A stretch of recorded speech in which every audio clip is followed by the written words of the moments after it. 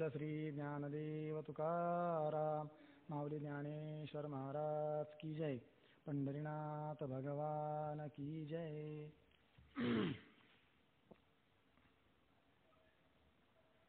जो आनंद सत्य प्रकाश विभू आणि आधार नाम रूपास बुद्धी न जाणे आणि जाणेही त्यास तो अपार शुद्ध परमात्मा मीची असे.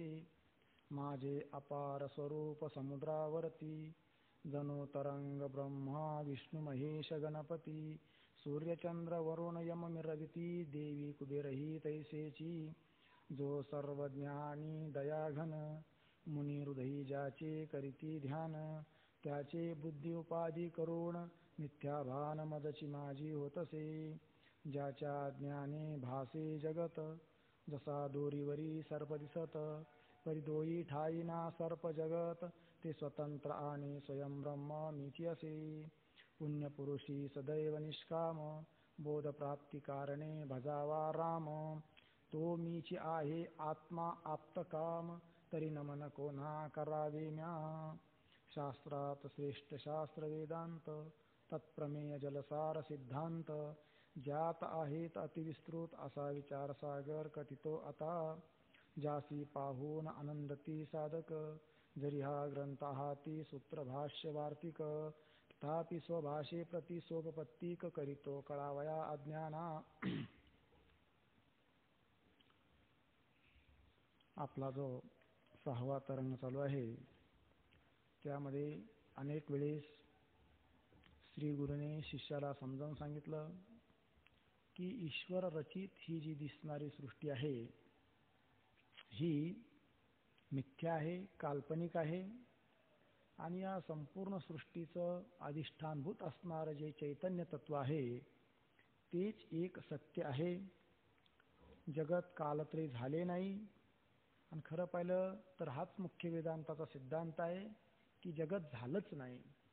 परंतु हा सिद्धांत सहजासहजी बुद्धीवर आरूढ होत नाही. अजातवादाचा सिद्धांत ज्याला म्हणतात तो बुद्धीवर आरूढ होत नाही लवकर आणि म्हणून अजातवादाचा सिद्धांत पटण्याकरिता विवर्तवादाचा सिद्धांत सांगितला जातो. त्यामध्ये जसं प्रतीत होणारा सर्प हा मिथ्या आहे, शुक्तीवरचा रजत किंवा स्वप्नात दिसणारे पदार्थ स्वप्नकालात सत्य वाटतात, परंतु स्वप्नातून जेव्हा मनुष्य जागृतीत येतो तेव्हा ते सारे पदार्थ मिथ्या आहे हा निश्चय होतो. त्याप्रमाणे श्रीगुरु वारंवार सांगतात की अरे बाबा शिष्या, हा जो दिसणारा प्रतीत होणारा अनुभवाला येणारा हा जो जन्ममरणादी बंध आहे मग त्यात हे वेद गुरु श्रवणादी साधने समाधी खरं पाहिलं तर हे सारे जे आहे हे स्वप्नाप्रमाणे अविद्येपासून जन्य आहे, काल्पनिक आहे, मिथ्या आहे. तरी पण त्याच्यात स्थिरतेची जी प्रतीती येते ते एक अविद्येचं कार्य आहे. श्री गुरु दृष्टांतपूर्वक सांगतात की ज्याप्रमाणे कोणी एक अग्रदेव होता त्याला स्वप्न पडतं आणि त्याला दिसणारे जे स्वप्न पदार्थ आहे त्यामध्ये त्याला काय काय दिसतं आणि जसं अग्रदेवाचं स्वप्न मिथ्या आहे तसं तुम्हा आम्हाला दिसणारा हा प्रपंच हा सुद्धा एक स्वप्नमय आहे आणि हाही मिथ्या आहे ही गोष्ट आता सांगायला सुरुवात करतात. स्वप्नसृष्टीतील अग्रद देवाच्या कथेचा प्रारंभ. स्वप्नसृष्टीमध्ये म्हणजे स्वप्न पदार्थ पाहणारा कोणी अग्रद देव त्याची कथा या ठिकाणी सांगतात शिष्य. महाराज, अग्रद देवाचे स्वप्न सविस्तर ऐकावे अशी इच्छा आहे. शिष्याने श्री गुरुकडे इच्छा व्यक्त केली म्हणजे ज्या अग्रद देवाचं तुम्ही नाव घेता तर त्या अग्रद देवाला जे स्वप्न पडलं तर ती सविस्तर कथा काय आहे ती कृपा करून मला सांगावी. तर श्री गुरु सांगतात, सांगतो ऐक.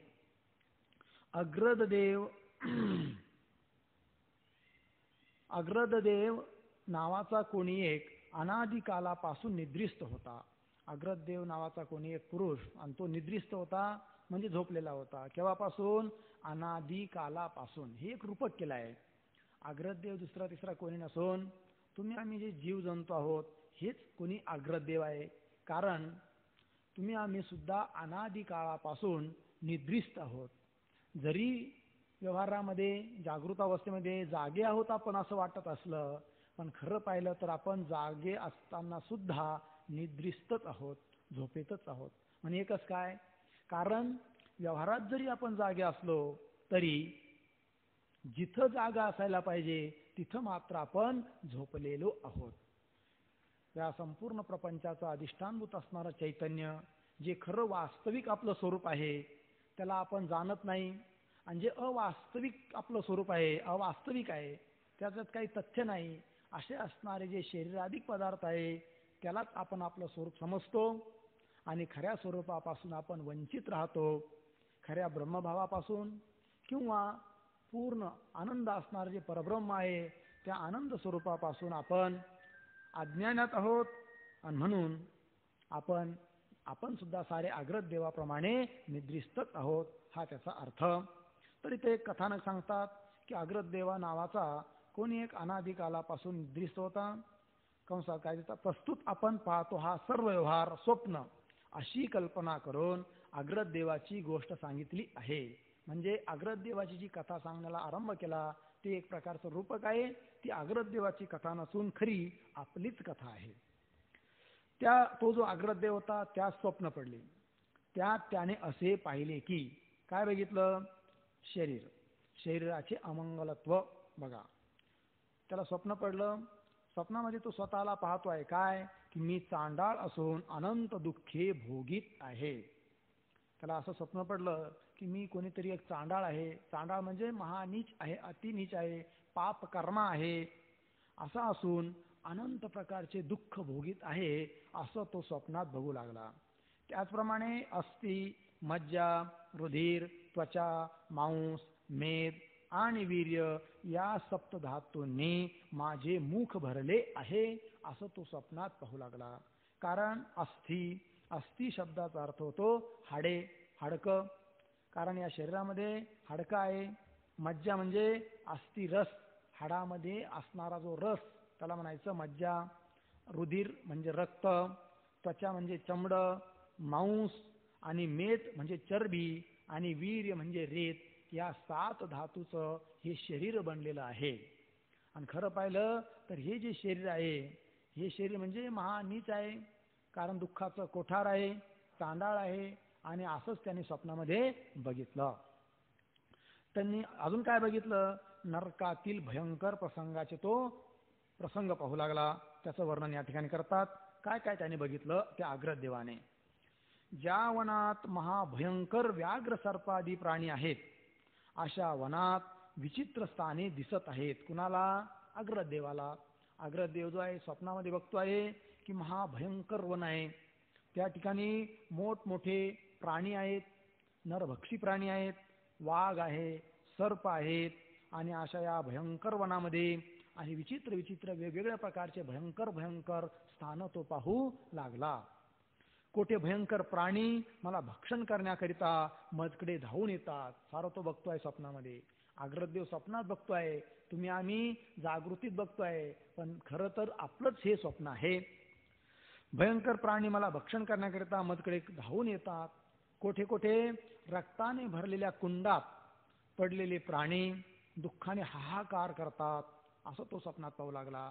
की असं नरक आहे, नरकाचे अनेक प्रकार आहे. तर काही काही ठिकाणी त्या नरकामधले असे स्थान तो बघू लागला की काही कुंड रक्ताने भरले आहेत, काही पोवाने भरलेले आहेत, आणि अशा महाभयंकर कठीण त्या कुंडामध्ये प्राणी पडलेले आहेत, दुःखाने महाव्याकुळ झालेले आहेत, हाहाकार करताय. त्या प्राण्यांना असं वाटतंय की या दुःखातून कधी माझी सुटका होईल, कधी मला याच्यातून मोकळं होता येईल, असे ते भयंकर हाहाकार करतात, म्हणजे भयंकर दुःख व्यक्त करतात.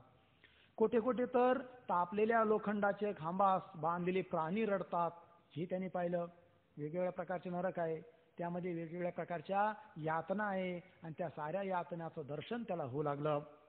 कोठे तापलेल्या वाळूतून अनवाणी पायाने जीवांना चालवितात, आहे की नाही. अनवाणी पायाने म्हणजे पायामध्ये चप्पल नाही, बूट नाही, काही नाही, वाळू आहे, आणि भयंकर तापलेली ती वाळू आहे. अशा वाळूमधून त्या प्राण्याला चालवितात तिथले लोक. आणि त्यांना चालताना यमदूत लोखंडाच्या तप्त दंडाने मारतात. त्या नरक लोकामध्ये शासन करणारे जे यमदूत आहे ते ह्या पापी जीवांना काय करतात, अगदी लोखंडाच्या सळ्या तयार करतात, तप्त लाल भडंग, आणि अशा दंडाने अशा या प्राण्यांना झोडपतात, मारतात. अशा रीतीची त्याने अनंत भयंकर स्थाने पाहिली. त्यास एकदा असेही दिसले की आपण पाप कर्म करून असल्या भयंकर दुःखास प्राप्त झालो. हेही त्याने बघितलं की आपण सुद्धा असंच पाप कर्म केलेलं आहे आणि आपल्याला सुद्धा असं महाभयंकर दुःख प्राप्त झालं आहे, असं त्या अग्रद देवाने स्वप्नात बघितलं. अजून काय बघितलं? आता स्वप्न म्हटलंय क्षणाक्षणाला बदलणारे पदार्थ आहे. स्वप्नात काय म्हणून दिसत नाही. कधी डोंगर आहे, कधी पहाड आहे, कधी नदी आहे, कधी खोल दरी आहे, कधी गाडी आहे, कधी घोडी आहे. स्वप्नामध्ये अनेक पदार्थ दिसतात. त्याप्रमाणे त्याने स्वतःच्या शरीर कसं अमंगल आहे ही गोष्ट पाहिली. नरकामध्ये कसे भयंकर भयंकर प्रसंग जीवावर लादल्या जातात, त्याच्या पापाचं फल कसं त्या जीवाला मिळतं ही त्यांनी बघितलं. आणि एवढंच नाही, त्याच्यानंतर ज्या जीवांनी पुण्यकर्म केलेलं आहे त्यांना स्वर्गलोकाची प्राप्ती होते, आणि स्वर्गाला ते प्राप्त झाल्यानंतर त्या ठिकाणी त्यांना काय काय भोग घडतात ही गोष्ट सुद्धा त्या अग्रद देवाने स्वप्नात बघितली. कोठे उत्तम स्थानी देव विराजमान आहेत, आहे की नाही. उत्तम स्थानी सुंदर सुंदर स्थानावर देवता लोक विराजमान आहेत.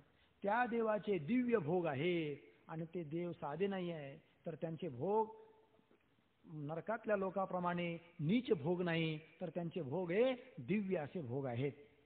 अमृत दर्शनाने त्यांना तृप्ती होते.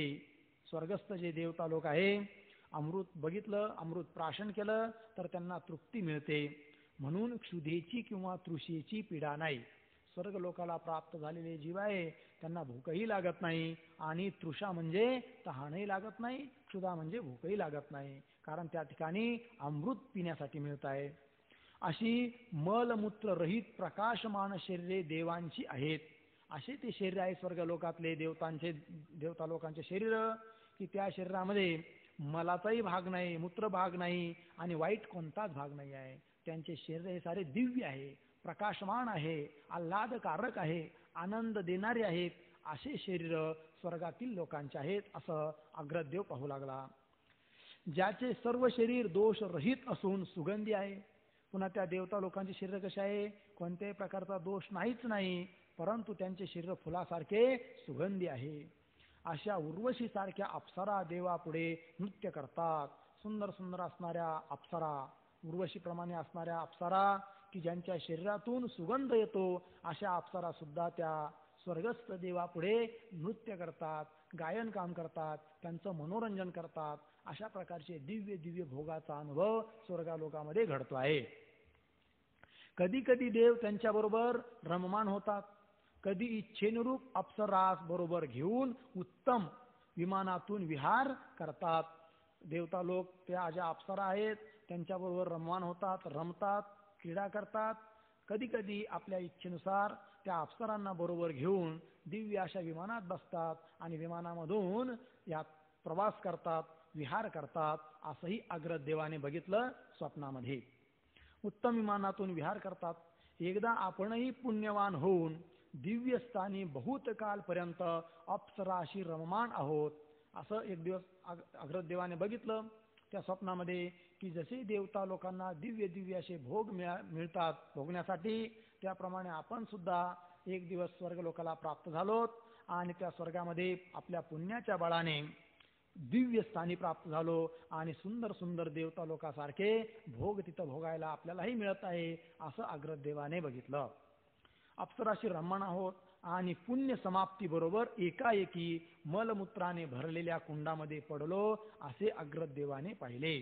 आणि त्या स्वर्गलोकातले पुण्य भोग, दिव्य भोग भोगत असताना एक दिवस काय झालं, की भोगता भोगता भोगता ज्या पुण्याच्या बळाने स्वर्गातले ते दिव्य भोग प्राप्त झाले होते, ते पुण्य भोगून भोगून संपल्यानंतर पुण्य संपलं, लगेच ते शरीर नष्ट झालं, आणि तिथून त्या स्वर्गलोकातून ढकलून देण्यात आलं, आणि तिथून कुठं पडला, की मलमूत्र ज्या ठिकाणी ज्या कुंडामध्ये भरलेले आहे अशा कुंडामध्ये आपण येऊन पडलो, असं अग्रद देवाने बघितलं.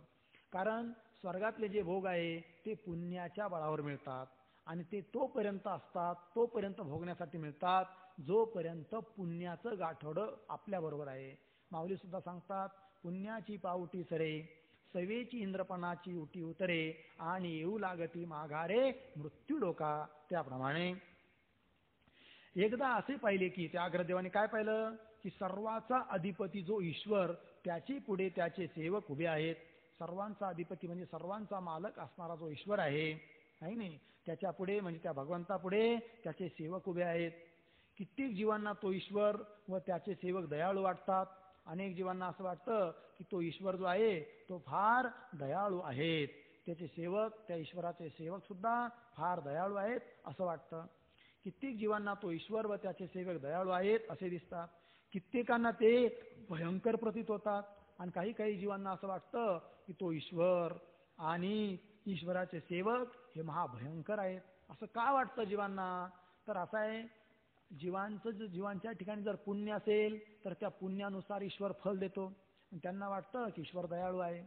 ज्या जीवांचं पाप कर्म आहे त्या पापानुसार ईश्वर त्यांना दंड देतो, वाईट अवस्था प्राप्त करून देतो आणि प्रतिकूल पदार्थाशी संबंध घडवितो. अशा वेळेस त्या जीवांना असं वाटतं की ईश्वर आणि ईश्वराचे सेवक महाभयंकर आहेत असं वाटतं.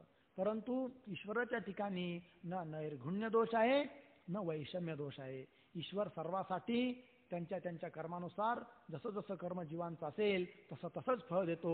ईश्वराच्या ठिकाणी हा आपला आणि हा परका असा भाव कधीही नाही. परंतु जीवांना तसं वाटतं.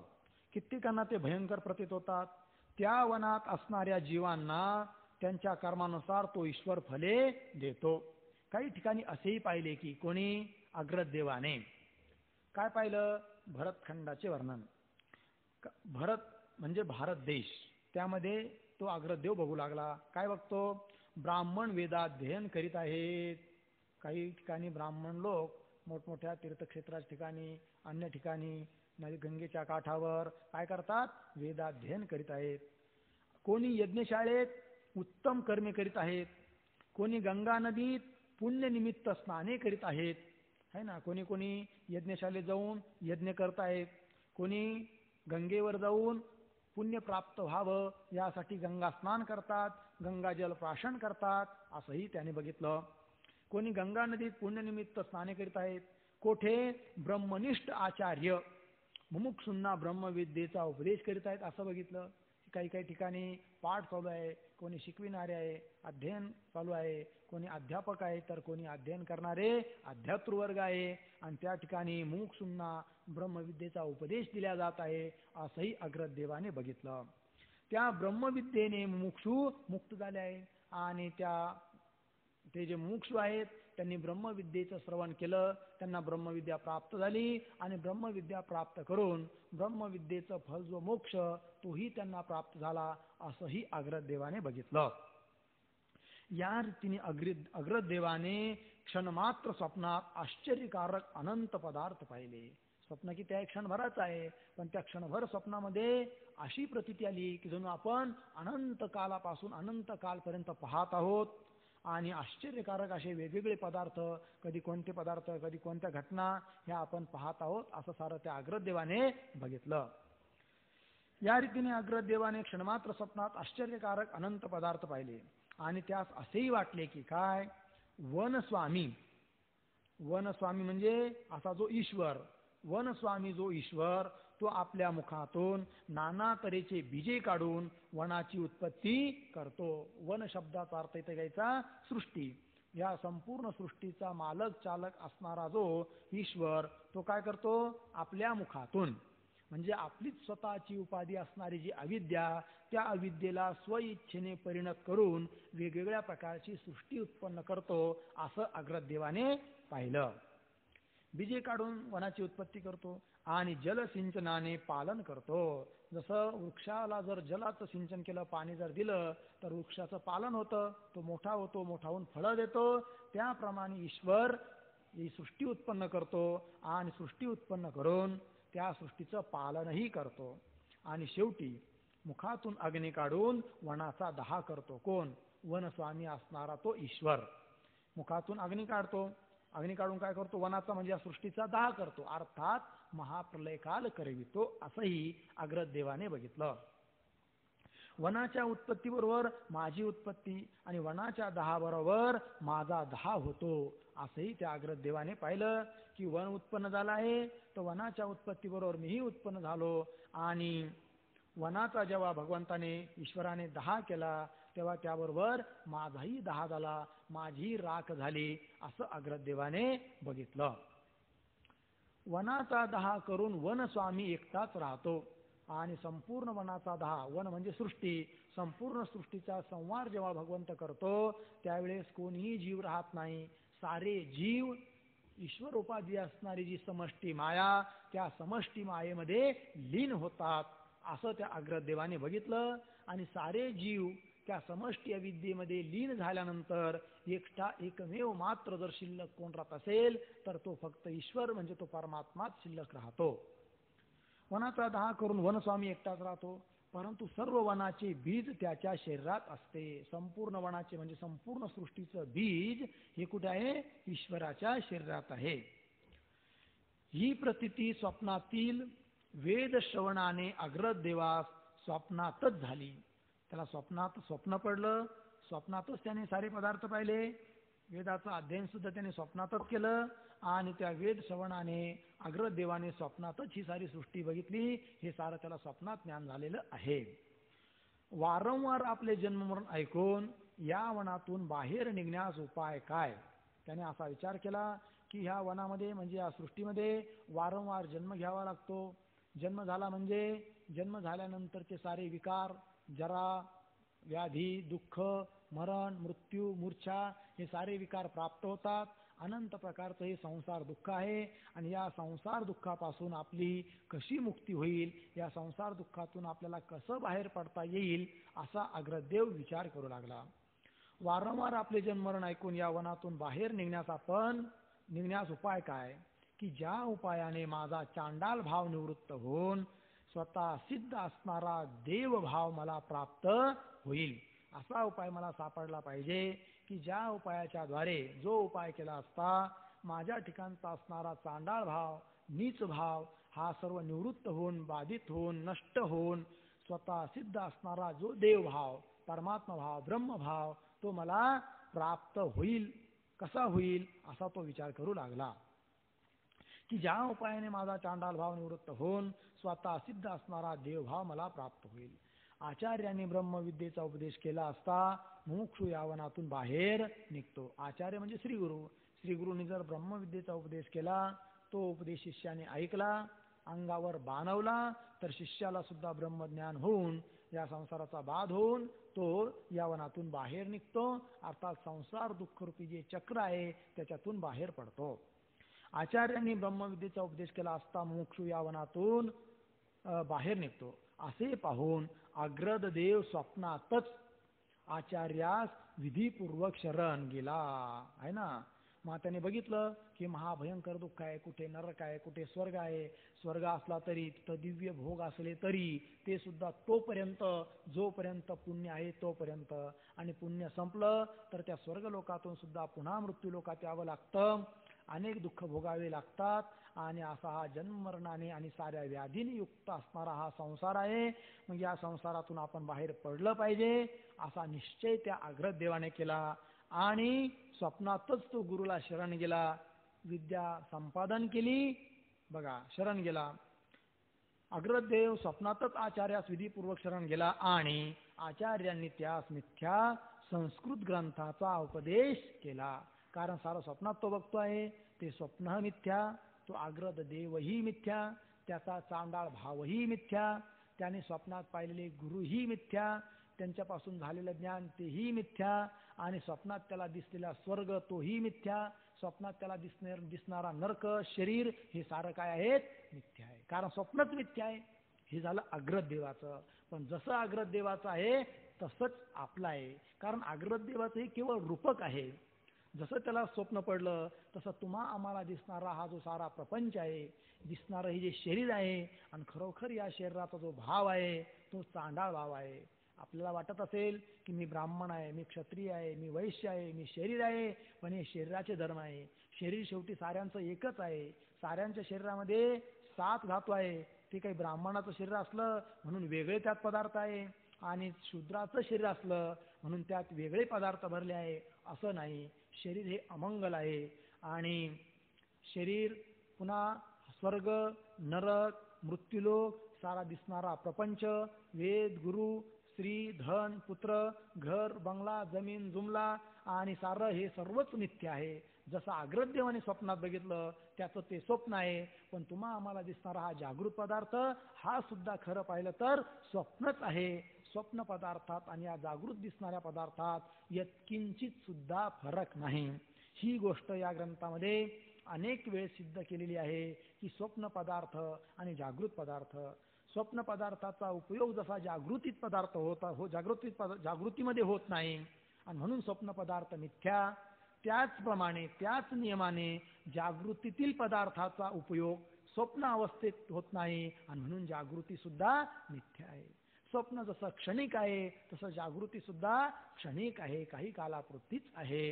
आणि स्वप्न पदार्थ जसं साक्षी चैतन्य आश्रित असणाऱ्या अविद्येचं कार्य आहे, त्याचप्रमाणे हे सारे जागृत पदार्थ सुद्धा ब्रह्मचैतन्य आश्रित असणाऱ्या अविद्येचंच कार्य आहे. आणि म्हणून जसे स्वप्न पदार्थ मिथ्या तसेच जागृत पदार्थ दिसणारे हे सारे सुद्धा मिथ्या आहे. आणि एकदा का हे ज्ञेय पदार्थ, माया कार्य असणारे पदार्थ, भूत भौतिक असणारे पदार्थ सारेच मिथ्या आहे असं ठरल्यानंतर त्या मिथ्या पदार्थाच्या द्वारे अधिष्ठानामध्ये यत्किंचितही फरक पडत नाही.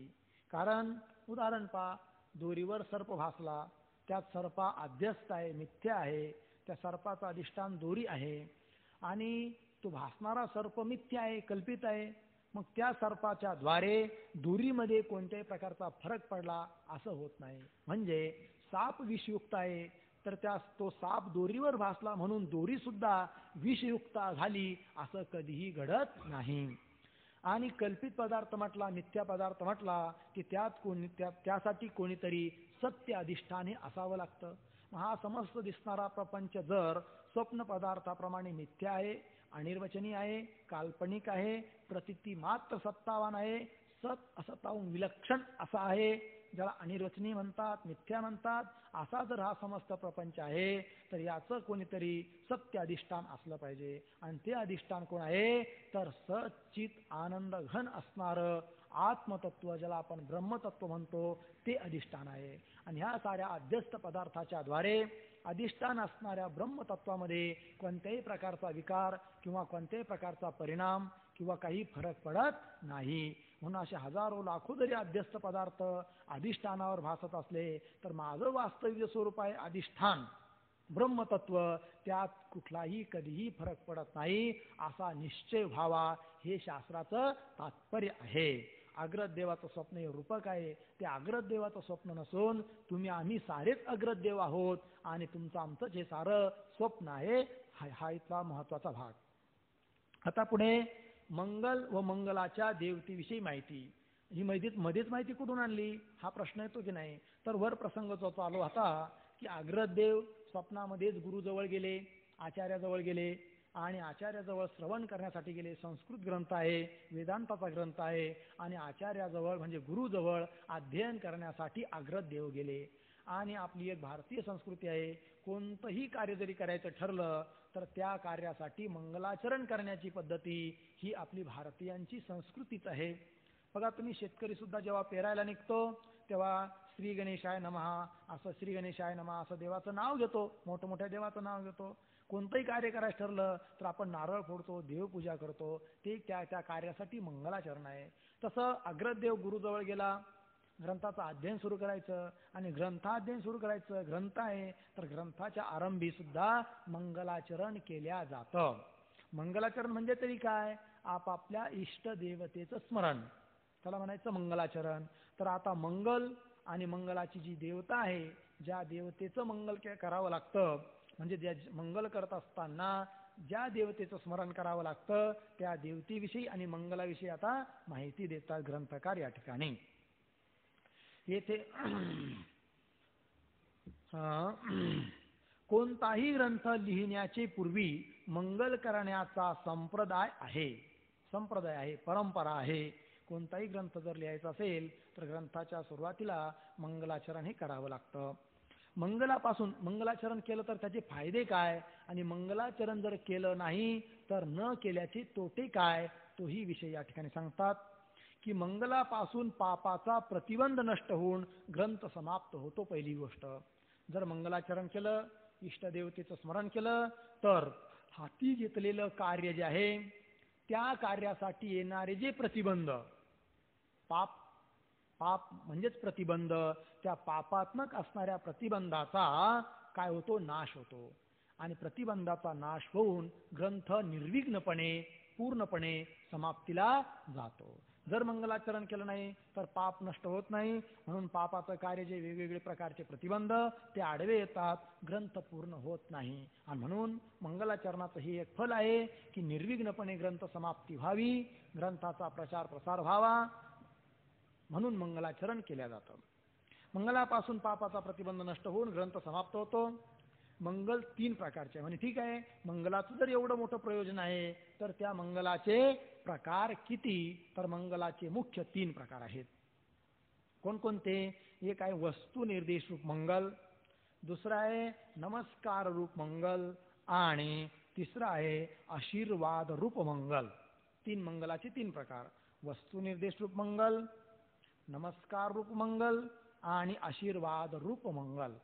तर त्याचं स्वरूप म्हणजे लक्षण वगैरे सांगतात. पहा, निर्गुण किंवा सगुण परमात्म रूप कथनास वस्तू निर्देश रूप मंगल म्हणतात. वस्तूचा निर्देश करणे, वसती ती वस्तू, वस्तू म्हणजे इथं घटपट ही वस्तू घ्यायची नाही. वस्तू शब्दाचा अर्थ आहे निर्गुण परमात्मा किंवा सगुण परमात्मा. त्या निर्गुण परमात्म्याचं किंवा सगुण साकार असणाऱ्या परमात्म्याचं कथन करणे, प्रतिपादन करणे, त्याचा उल्लेख करणे, याला म्हणायचं वस्तू निर्देश रूप मंगल. मग ते सगुण परमात्म्याचं कथन असो किंवा निर्गुण परमात्म्याचं कथन असो, त्या कथनालाच वस्तू निर्देश रूप मंगल असं म्हणतात. त्यानंतर दुसरं जे नमस्कार रूप मंगल आहे त्याचं स्वरूप, ईश्वरास वंदन करणे, यास नमस्कार रूप मंगल म्हणतात. आहे ईश्वर, केवळ त्याला नमस्कार करणे, आपला नम्र भाव दाखवणे, आपल्यापेक्षा ईश्वर उत्कृष्ट आहे, श्रेष्ठ आहे, आपण एक नीच कनिष्ठ जीव आहोत, अंश आहोत त्याचा, आणि म्हणून आपलं कर्तव्य आहे की परमात्म्याला नमस्कार करणं. अशा स्वरूपाचं जे मंगल आहे, नमस्कार करणं, याला म्हणायचं नमस्कार रूप मंगल. ईश्वरास वंदन करणे यास नमस्कार रूप मंगल म्हणतात. आणि पुढे आहे आशीर्वाद रूप मंगल. त्याचा काय अर्थ आहे? आपली किंवा शिष्याची वांछित वस्तू प्राप्त व्हावी अशा प्रकारच्या ईश्वराच्या प्रार्थनेत आशीर्वाद रूप मंगल म्हणतात. आहे की नाही? आपली किंवा शिष्याची, आपली वांछित वस्तू म्हणजे आपल्याला ज्या वस्तूची इच्छा आहे ती वस्तू, किंवा आपला जो शिष्य आहे, ठीक आहे आपल्याला नका का प्राप्त होत नाही, पण आपला जो शिष्य आहे त्याला काय व्हावं, इच्छित वस्तू प्राप्त व्हावी, यासाठी केलेली जी ईश्वराला प्रार्थना आहे त्या प्रार्थनेला आशीर्वाद रूप मंगल असं म्हणतात. आपली किंवा शिष्याची वांछित वस्तू प्राप्त व्हावी अशा प्रकारच्या ईश्वराच्या प्रार्थनेस आशीर्वाद रूप मंगल म्हणतात. मंगलाची मुख्य देवता, आता मंगलाचे 3 प्रकार सांगितले, वस्तू निर्देश रूप मंगल, नमस्कार रूप मंगल आणि आशीर्वाद रूप मंगल. तर म्हणजे ठीक आहे, मंगल म्हणजे देवतेचं, इष्टदेवतेचं स्मरण, पण विशेष करून कोणत्या देवतेचं स्मरण केलं जातं, अर्थात मंगलाची देवता तरी आहे कोणती, त्याचं चिंतन या ठिकाणी सांगतात. मंगलाची मुख्य देवता गणपती आणि सरस्वती या आहेत. गणपती बाप्पा बुद्धीची देवता आहे, सरस्वती माता विद्येची देवता आहे, त्यांचं स्मरण करणं हे विशेष स्वरूपाने मंगलाच्या देवता आहेत. मंगलाची मुख्य देवता गणपती आणि सरस्वती आहेत. यांना पुराणात ईश्वरता सांगितली आहे. पुराणामध्ये गणपती बाप्पा हे ईश्वराचं स्वरूप आहे आणि सरस्वती सुद्धा ईश्वराचं स्वरूप आहे असं प्रतिपादन केलं आहे. यांना पुराणात ईश्वरता सांगितली आहे. पुराणात जो गणेश जन्म आहे तो जीवाप्रमाणे कर्मफल नसून रामकृष्णाप्रमाणे भक्तानुग्रहार्थ परमात्म्याचा आविर्भाव आहे. बघा, पुराणामध्ये गणपती बाप्पाचा जन्म होतो असं सांगितलं आहे. गणपती बाप्पा, त्याचे आई वडील, त्याची उत्पत्ती सर्व सांगितलं आहे. मग म्हणे का हो, जसा तुमचा आमचा जन्म होतो त्याप्रमाणे गणपतीचा जन्म होत असेल, म्हणजेच तुम्ही आम्ही जसे जीव आहोत म्हणून तुमचा आमचा जन्म होतो, तसा गणपतीचाही जर जन्म होतो तर तोही सुद्धा काय असेल, जीव असेल, असं कदाचित कुणाला वाटू शकतं. परंतु समाधान करतात शास्त्रकार की तसं नाही आहे. जीवाप्रमाणे कर्मफल भोगण्यासाठी गणपतीचा जन्म नाही आहे. मग कशासाठी आहे की ज्याप्रमाणे प्रभू रामचंद्र, भगवान श्रीकृष्ण यांचा जो अवतार आहे तो केवळ भक्तावर अनुग्रह करण्यासाठी आहे. त्याप्रमाणे भक्तावर अनुग्रह करण्यासाठीच परमात्माच आविर्भूत झाला गणपती रूपाने. म्हणून गणपती बाप्पा हे सुद्धा ईश्वराचंच एक रूप आहे. तो जीवाप्रमाणे कर्मफल नसून रामकृष्णाप्रमाणे भक्तानुग्रहार्थ परमात्म्याचा आविर्भाव आहे. म्हणजे परमात्म्याचंच ते एक रूप आहे. परमार्थ दृष्टीने जीवही परमात्म्याहून भिन्न नाहीत खरे. आणि खरं जर पाहिलं पारमार्थिक दृष्टिकोनातून, आध्यात्मिक दृष्टिकोनातून, अर्थात अधिष्ठानाच्या दृष्टिकोनातून जर विचार केला तर जीव सुद्धा काही परमात्म्याहून भिन्न नाहीत. कारण परमात्मा आणि जीव ही उपाधीने भिन्न भिन्न आहेत. उपाधीमुळे वेगवेगळे वाटतात. उपाधीचा बाद केला, उपाधी बाजूला केली तर दोन्ही ठिकाणचं असणारं चैतन्य एकच आहे. म्हणून खरं पाहिलं तर जीव सुद्धा परमात्म्याहून भिन्न नाही. परमार्थ दृष्टीने जीवही परमात्म्याहून भिन्न नाहीत हे खरे. परंतु जीवांना जन्ममरणादी बंधाचा आत्म्याच्या ठिकाणी जो अध्यास आहे तो जीवांचा जीवपणा आहे. बघा, जीव हा परमात्मा स्वरूप आहे. परमात्म्याहून जीव वेगळा नाही. तरी सुद्धा जीवांना असं वाटतं की मी जन्मवान आहे, मरणवान आहे, माझ्या ठिकाणी बंध आहे, असा भ्रम जीवाला झालेला आहे. भ्रम म्हणजे अध्यास झाला आहे. बघा, परंतु जीवांना जन्ममरणादी बंधाचा आत्म्याच्या ठिकाणी जो अध्यास, म्हणजे आत्म्याला जीव काय समजतो, मी म्हणजे आत्मा, मी जन्मवान आहे, मी मृत्यूवान आहे, मी सुखी आहे, मी दुःखी आहे, मला बंध आहे, मी मोक्षाला प्राप्त होईल, असं जीवाला वाटतं. आत्म्याच्या ठिकाणी हे सारे धर्म जीवाला जे प्रतीत होतात ते अध्यासामुळे, भ्रमामुळे. परंतु जीवांना जन्ममरणादी बंधाचा आत्म्याच्या ठिकाणी जो अध्यास आहे तोच जीवांचा जीवपणा. आणि असा अध्यास ज्यांना आहे त्यांनाच जीव असं म्हणतात. जीवाच्या ठिकाणी जीवपणा कोणता, असा अध्यास असणे, असा भ्रम असणे, हाच जीवाचा जीवपणा आहे. एकदा का हा अध्यास निवृत्त झाला, वास्तविक मी कोण आहे हे कळालं की जीवाचा जीवपणा गेला, जीव हा परमात्मा झाला, ब्रह्म झाला असं होतं. तो गणेशादिकांना नाही. म्हणजे तुम्हा जीवांच्या ठिकाणी जो जीवपणा आहे तो गणपती बाप्पा इत्यादिकांना नाही आहे. अर्थात तुम्हा जीवांना आत्मस्वरूपाविषयी भ्रम आहे. आपल्याला आपला आत्मा बंधवान, जन्मवान, मृत्यूवान असा वाटतो. तसा गणपती बाप्पांना भ्रम नाही. ते भ्रमाहून अलिप्त आहेत. त्यांना आपल्या आत्मस्वरूपाविषयी कधीही भ्रम झालेला नाही. म्हणून त्यांच्या ठिकाणी जीवपणा नाही. ते परमात्म्याचाच एक रूप आहे, अवतार आहे. तो गणेशादिकांना नाही म्हणून ते जीव नाहीत. त्यांना ईश्वरता आहे. कुणाला? गणपती बाप्पा, सरस्वती हे ईश्वर स्वरूप आहेत. कारण त्यांना भ्रम कोणत्याच प्रकारचा नाही आहे. याकरिता ग्रंथारंभी त्यांचे चिंतन करणे योग्य व अवश्य आहे. आणि म्हणून ते देवता स्वरूप असल्यामुळे ग्रंथाच्या आरंभी गणपती बाप्पा म्हणा, सरस्वती माता म्हणा, त्यांचं चिंतन करणं हे अत्यावश्यक आहे. नाना रूपाने ईश्वराचे कथन करण्यात सर्वांना ईश्वरता सांगण्याचा अभिप्राय आहे. बघा, नाना रूपाने, नाना म्हणजे अनेक रूपाने जे ईश्वराचं कथन केलं जातं की प्रभू रामचंद्र ईश्वर आहे, भगवान कृष्ण ईश्वर आहे, गणपती बाप्पा ईश्वर आहे, सरस्वती सुद्धा ईश्वराचं रूप आहे, अशा वेगवेगळ्या रूपाने ईश्वराचं कथन केलं जातं. त्याचं काय तात्पर्य आहे ते या ठिकाणी सांगतात की नाना रूपाने ईश्वराचे कथन करण्यात सर्वांना ईश्वरता सांगण्याचा अभिप्राय आहे. हे सारेच ईश्वर कोटीतले आहे हे सांगण्याचं तात्पर्य आहे. यांच्या ठिकाणी जीवपणा नाही. अर्थात यांना आपल्या आत्मस्वरूपाविषयी केव्हाही भ्रम झालेला नाही, हा त्याचा अर्थ होतो. ईश्वर भक्ती आणि गुरुभक्ती विद्याप्राप्तीचे मुख्य साधन आहे. विद्या म्हणजे ब्रह्मविद्या. ती जर आपल्याला प्राप्त करून घ्यायची असेल तर ईश्वराची भक्ती आणि गुरुची भक्ती अवश्य केली पाहिजे.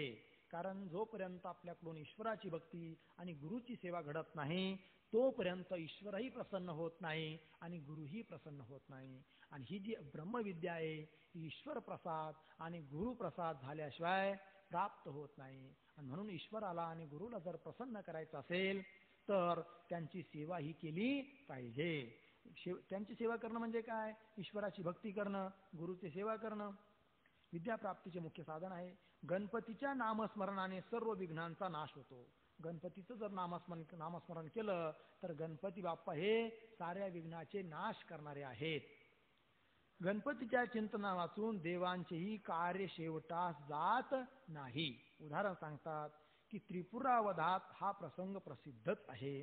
भगवान शंकर जेव्हा त्रिपुरा नावाच्या राक्षसाचा वध करण्यासाठी निघाले तेव्हा त्यांच्याकडून वध झाला नाही. नंतर जेव्हा ते गणपतीचं स्मरण करून वध करण्यासाठी गेले तेव्हा मात्र त्या राक्षसाचा वध झाला, हा अर्थ आहे. म्हणून गणपतीचं जोपर्यंत चिंतन घडत नाही तोपर्यंत देवताचंही जर कार्य शेवटाला जात नाही तर तुमचं आमचं कार्य शेवटाला जाणार कसं? म्हणून गणपती बाप्पाचं स्मरण करणं म्हणजे मंगलाचरण करणं हे अत्यावश्यक आहे. जर ग्रंथारंभी मंगलाचरण केलं नाही तर पापाची निवृत्ती होणार नाही, आणि पापाची म्हणजेच प्रतिबंधाची निवृत्ती न झाल्यामुळे ग्रंथ निर्विघ्नपणे परिसमाप्त होणार नाही. दुसरी गोष्ट, जर मंगलाचरण केलं नाही तर त्या आपल्या पुढे येणारे जे शिष्यमंडळ आहे किंवा ग्रंथाला पाहणारे जे लोक पुढे येणार आहे भविष्य काळामध्ये ते समजतील की हा जो ग्रंथ करताय हा कदाचित नास्तिक तर नसेल ना, कारण यांनी मंगलाचरण केलेलं नाही. जर मंगलाचरण केलं नाही तर नास्तिकत्वाचाही अपवाद येईल.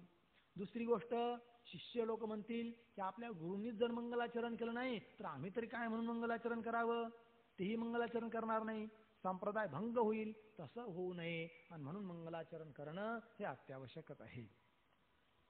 त्रिपुरवधात हा प्रसंग प्रसिद्धच आहे. ज्या शक्तीच्या साहाय्याने ईश्वर सृष्टी उत्पन्न करतो ती देवी सरस्वती ग्रंथ पूर्ण करण्यास माझ्या वाणीत येऊन बसो, असं त्या सरस्वती मातेला प्रार्थना करणं म्हणजेच मंगलाचरण सिद्ध होतं, हा त्याचा अर्थ आहे. पुढे काय आहे? वेदांत संप्रदाय प्रवर्तक भगवान व्यास यांच्या कृतीचे रूपक.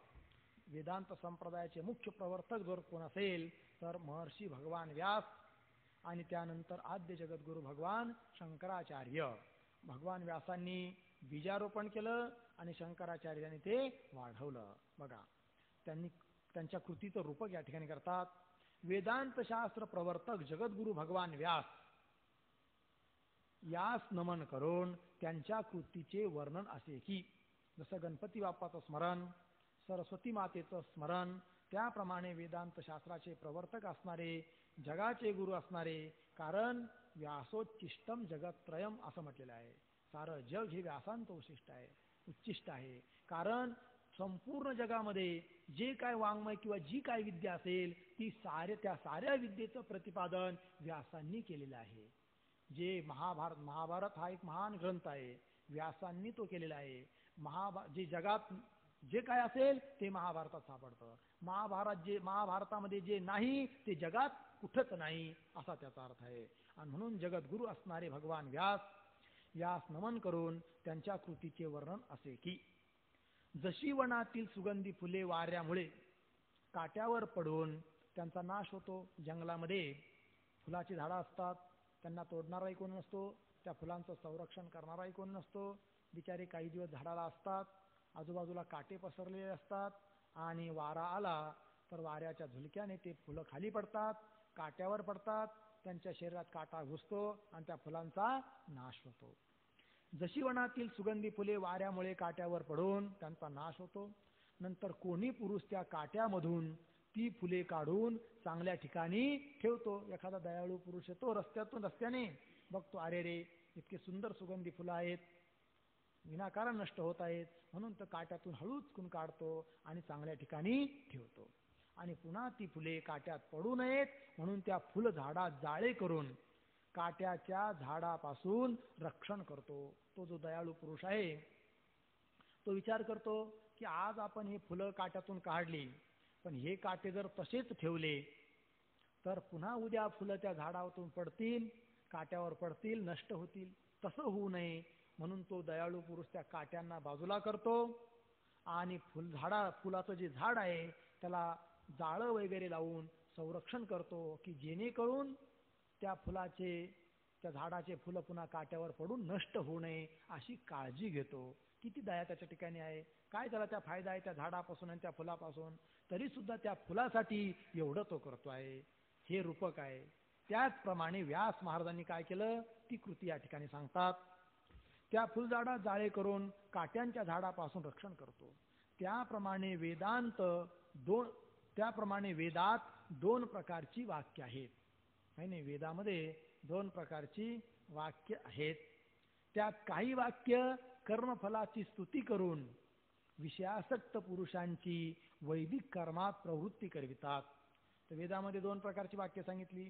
त्यात काही वाक्य असे आहे कोणते की कर्मफल, कर्माची स्तुती करतात, कर्मफलाची स्तुती करतात. आणि कर्मफलाची स्तुती करून काय करतात, कशासाठी कर्माची स्तुती करतात वेदवाक्य, कारण कर्माचं प्रतिपादन करण्यामध्ये वेदाचं तात्पर्य नाही आहे.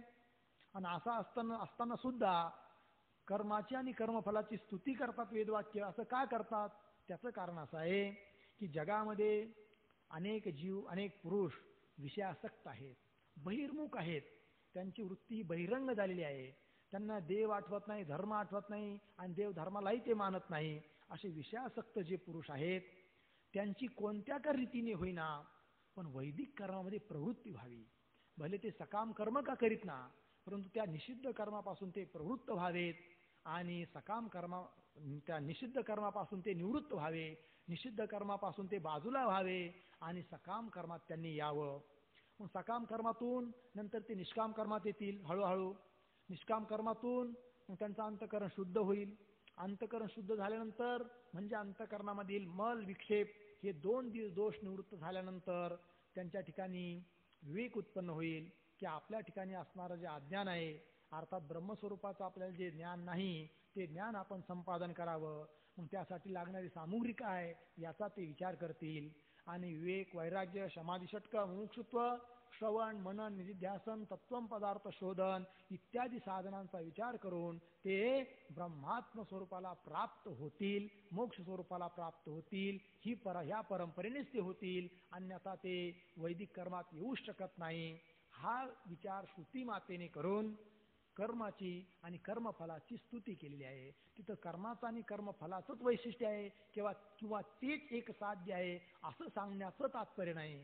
तात्पर्य हे आहे की विषयासक्त बहिर्मुख जे पुरुष आहे, ज्यांची प्रवृत्ती बहिरंग आहे, अर्थात जे विषयातच गुंतलेले आहेत किंवा निषिद्ध कर्मात जे गुंतलेले आहेत, त्यांना त्या कर्मापासून बाजूला करून इकडं मोक्ष मार्गाकडं वळवायचं आहे. त्यासाठी ती पहिली पायरी आहे की कर्माची स्तुती करणं. आणि एकदा का कर्माची स्तुती केली, असं यज्ञकर्म केलं, असं कर्म केलं तर त्यापासून पुण्य उत्पन्न होतं.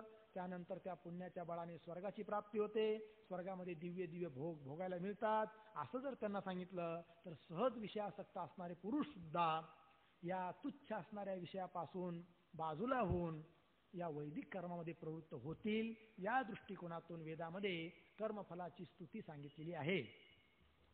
त्यात काही वाक्य कर्मफलाची स्तुती करून विषयासक्त पुरुषांची वैदिक कर्मात प्रवृत्ती करवितात.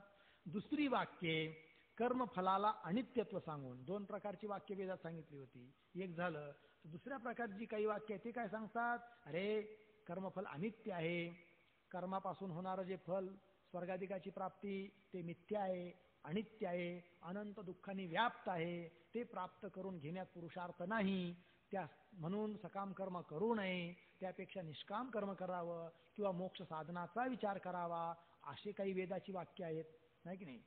दुसरी वाक्य कर्मफलाला अनित्यत्व सांगून त्यापासून पुरुषास परांगमुख करवितात, म्हणजे बाजूला करवितात.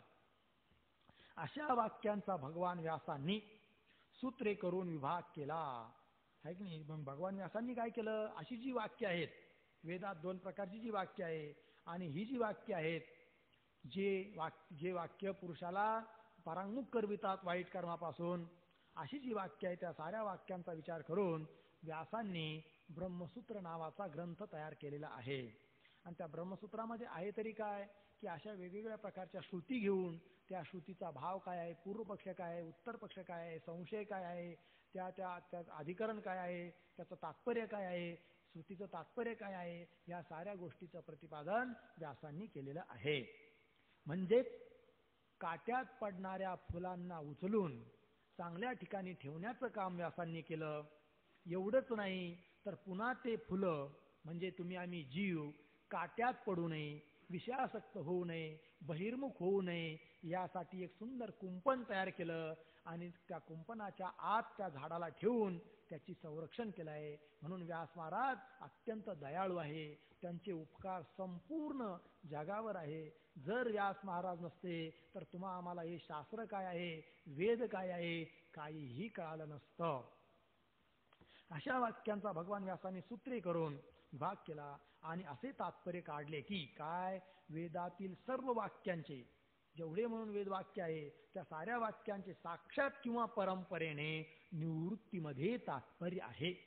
मग कर्मफलाची स्तुती करणारे जरी वाक्य असलं तर त्यांचं सुद्धा साक्षात जरी ते निवृत्ती सांगणारे नसले तर परंपरेने के होईना निवृत्त करण्यामध्येच त्या वाक्यांचं तात्पर्य आहे, असं व्यास महाराजांनी ब्रह्मसूत्रामध्ये सिद्ध केलेलं आहे. वेदातील सर्व वाक्यांचे साक्षात किंवा परंपरेने निवृत्तीमध्ये तात्पर्य आहे. कोणत्याच वाक्यांचे प्रवृत्तीमध्ये तात्पर्य नाही. कारण कर्म आणि कर्माचं फल जर अनित्य आहे तर तेच सांगून त्या अनित्य फल प्राप्त करून देण्यामध्ये वेदाचं तात्पर्य असू शकत नाही.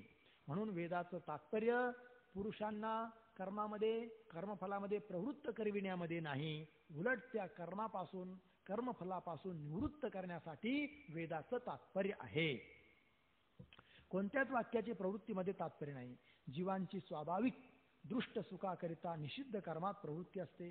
जीवांची प्रवृत्ती स्वाभाविक म्हणजे सहज न शिकविता प्रवृत्ती असते जीवांची. कुठे? सुखाकरिता. पण कुठे? निषिद्ध कर्मात. निषिद्ध कर्म म्हणजे वेदाने जे करायला सांगितलेलं नाही त्याला म्हणायचं निषिद्ध कर्म. जसं वेदाने सांगितलं आहे सुरा म्हणजे दारू पिऊ नये, प्यायची सांगितलेली नाही, निषेध केलेला आहे. आणि जर कोणी पित असेल तर ते निषिद्ध कर्म आहे की नाही. परस्त्रीगमन निषिद्ध कर्म आहे. खोटं बोलणं निषिद्ध कर्म आहे की नाही. मांसभक्षण निषिद्ध कर्म आहे. परंतु जीव स्वभावतः अविद्येच्या संस्कारामुळे, अनादिकाळाच्या संस्कारामुळे किंवा काम क्रोधाच्या प्राबल्यामुळे सहज निषिद्ध कर्मामध्ये प्रवृत्त होतो. म्हणून जीवांची स्वाभाविक दृष्ट म्हणजे प्रत्यक्ष इंद्रियांना गोचर ज्यांचा अनुभव प्रत्यक्ष घडतो अशा सुखाकरिता निषिद्ध कर्मात प्रवृत्ती असते. त्या निषिद्ध कर्मापासून जीवांना परांगमुख करण्याकरिता प्रवृत्ती बोधक वाक्य आहेत. म्हणून वेदामध्ये जे प्रवृत्ती बोधक वाक्य आहे त्यांचं तात्पर्य हेच आहे की निषिद्ध कर्मामध्ये प्रवृत्त असणारे जे जीव त्यांची त्या निषिद्ध कर्मापासून परांगमुखता व्हावी, अर्थात निषिद्ध कर्म त्यांनी सोडून द्यावं आणि चांगल्या वैदिक कर्माकडे ते प्रवृत्त व्हावेत, हेच तात्पर्य आहे वेदवाक्यांचं. त्या निषिद्ध कर्मापासून जीवांना परांगमुख करण्याकरिताच प्रवृत्तीबोधक वाक्य आहेत. त्या विहित वाक्याने कर्मात प्रवृत्ती होऊन अंतकरण शुद्धीद्वारा आणि एकदा का त्या जीवाने निषिद्ध कर्म सोडून दिलं आणि वेदात प्रतिपादन केलेले जे विहित कर्म आहे, कदाचित ते सुरुवातीला आरंभी सकाम कर्म जरी तो जीव करीत असला तरी ते सकाम कर्म जरी असलं तरी ते वैदिक असल्यामुळे ते कर्म करता करता करता करता हळूहळू का होईना त्याचं अंतकरण हे शुद्ध होईल. आणि अंतकरण शुद्ध झालं तरच त्याला ज्ञान प्राप्त होईल, कारण शुद्ध अंतकरणामध्येच ज्ञानाची प्राप्ती होते. त्या विहित वाक्याने कर्मात प्रवृत्ती होऊन अंतकरण शुद्धीद्वारा ज्ञान निष्ठा जीवास प्राप्त व्हावी, म्हणजे ज्ञान प्राप्त व्हावं. अहम ब्रह्मास्मी हा दृढ अपरोक्ष साक्षात्कार जीवांना व्हावा, एवढाच त्या वाक्यांचा हेतू आहे. पण त्या वाक्यांचा वेदातील प्रवृत्तीबोधक वाक्यांचा, अर्थात असं कर्म करावं, अशा कर्माचं असं फल आहे, स्वर्ग मिळतो, असं सांगणारी जी वेदाची वाक्य आहे त्याला प्रवृत्त वाक्य, प्रवृत्त करविणारे वाक्य असं म्हणतात. आणि त्या वाक्यांचं तात्पर्य याच्यात आहे. अंतकरण शुद्धीद्वारा जीवांना ज्ञान निष्ठा प्राप्त व्हावी, यामध्ये त्या साऱ्या वाक्यांचं तात्पर्य आहे. अर्थात निषिद्ध कर्मातून जीव प्रवृत्त व्हावा म्हणजे परांगमुख व्हावा आणि विहित कर्मामध्ये त्याची प्रवृत्ती व्हावी, यासाठी त्या वाक्यांची गरज आहे. ज्ञाननिष्ठा जीवास प्राप्त व्हावी एवढाच त्या वाक्यांचा हेतू आहे.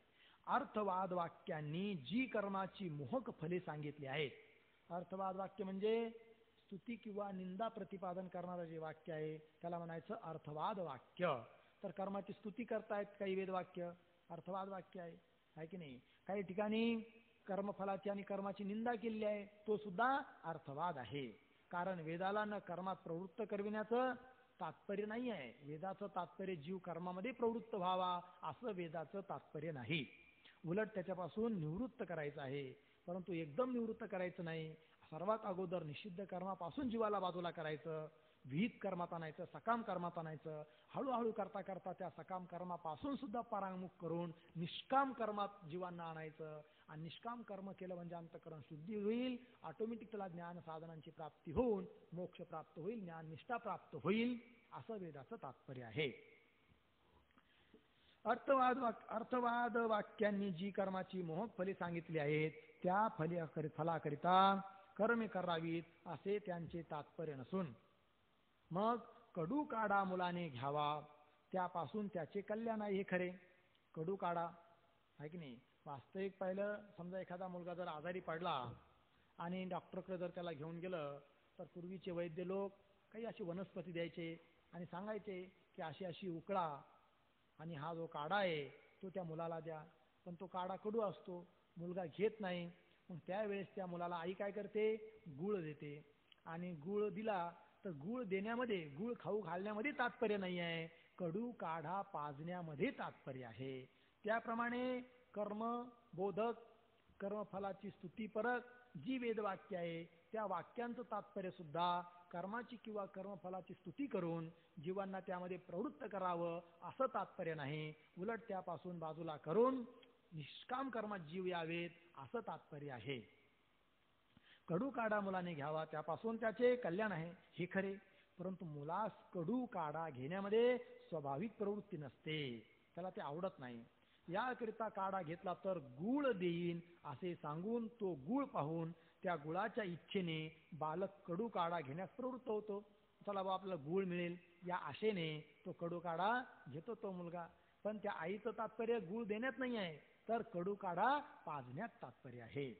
तसं वेदाचं तात्पर्य कर्मफल किंवा कर्म प्रतिपादन करण्यात नाही आहे. निषिद्ध कर्मातून जीव परांगमुख व्हावेत, अंतर्मुख व्हावेत, यामध्ये वेदाचं काय आहे तात्पर्य आहे. यास गुढ जिव्हा न्याय म्हणतात. हा जो कडू काढ्याचा आणि गुळ देण्याचा दृष्टांत सांगितला याला एक शास्त्रामध्ये नाव आहे, काय म्हणायचं, गुढ जिव्हा न्याय असं आहे म्हणतात. याप्रमाणे अर्थवाद वाक्यांची व्यवस्था भगवान व्यासांनी लाविली आहे. त्यावरून ही गोष्ट सिद्ध झाली की सकाम कर्माविषयी कोणत्याही वाक्यांचे तात्पर्य नाही.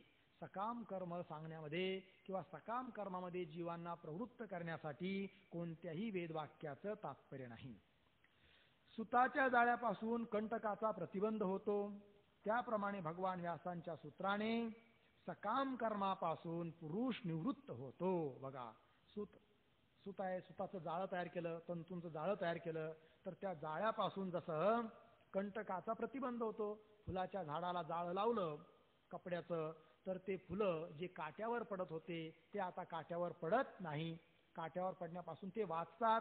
त्याप्रमाणे भगवान व्यास महाराजांनी जे सूत्र केलेले आहे ब्रह्मसूत्र, त्या ब्रह्मसूत्राचं जर अध्ययन केलं तर सकाम कर्मापासून पुरुषाची काय होते, निवृत्ती होते. कारण सकाम कर्म प्रतिपादक जी वेदवाक्य आहे त्या वेदवाक्यांचं तात्पर्य नेमकं काय आहे हे व्यासांनी सविस्तर ब्रह्मसूत्रामध्ये सांगितलेलं आहे.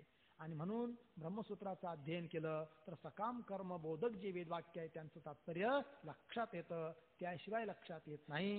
आणि म्हणून भगवान व्यासांची सूत्रे त्याप्रमाणे जीवाचं रक्षण करतात, ज्याप्रमाणे सुताच्या जाळ्यापासून फुलांचं रक्षण होतं. त्याप्रमाणे भगवान व्यासांच्या सूत्राने सकाम कर्मापासून पुरुष निवृत्त होतो. म्हणून मुमुक्षुस जाळ्याप्रमाणे रक्षण करणारी व्यास सूत्रे आहेत.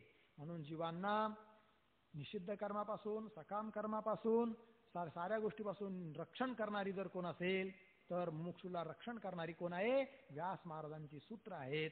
आणि म्हणून त्या व्यास सूत्राचं सुद्धा अध्ययन केलं पाहिजे.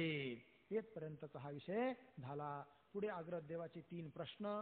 अग्रद देव स्वप्नामध्ये श्री गुरूंना 3 प्रकारचे प्रश्न विचारतो आणि त्या प्रश्नाचं कारण म्हणजे मला प्रश्न का उत्पन्न झाले तेही सांगतो आणि त्या 3 प्रश्नाचं काय उत्तर आहे ते शेवटी श्री गुरु त्या अग्रद देवाला देणार आहेत. परंतु तो विषय आपण उद्या पाहणार आहोत. पुंडलिका वरदारी विठ्ठल श्री ज्ञानदेव तुका